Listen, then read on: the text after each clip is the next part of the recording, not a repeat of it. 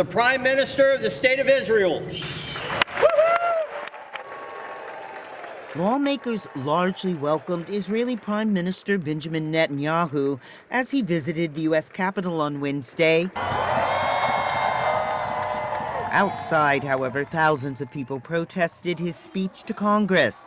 Press freedom advocacy group Reporters Without Borders supported the protest.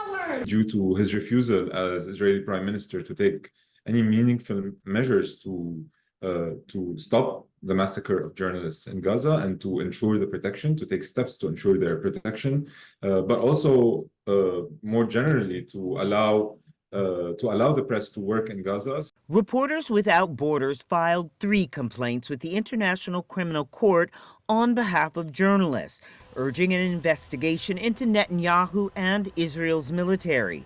It says the complaints include evidence that the Israeli military targets journalists. Right now on your screens, NYPD officials coming into Columbia University's campus and heading towards... Meghnad Bose is a Columbia University student journalist who earned praise from the Pulitzer Prize Committee for his coverage of campus protests. Large sections of mainstream media in particular have let their colleagues down, their fellow journalists down, by not covering as much as they should have the deaths and seemingly systematic killings of these journalists that have been happening since October last year.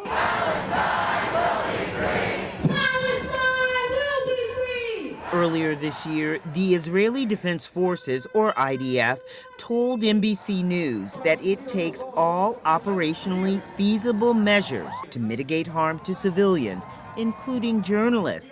It added the IDF has never and will never deliberately target journalists. The Committee to Protect Journalists says at least 111 journalists and media workers have died covering the Israel-Hamas war in Gaza, making the conflict the deadliest period for journalists since CPJ began keeping records in 1992. Lebanese photographer Christina Assi survived an October strike by Israeli forces, but lost a leg. The AFP photographer carried the Olympic torch in Paris this week.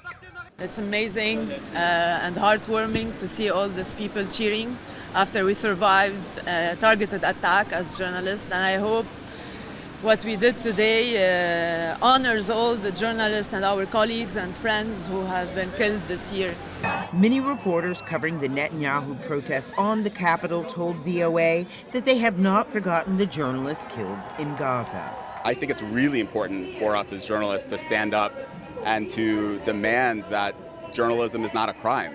And we say that in Russia, we say that in Ukraine, we should also say that in Palestine.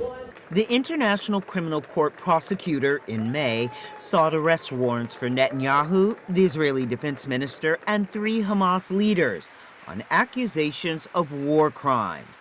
Israeli officials say their campaign in Gaza is not aimed at civilians, but at the Hamas militant group that attacked Israel in October. Robin Guess, VOA News, Washington, D.C.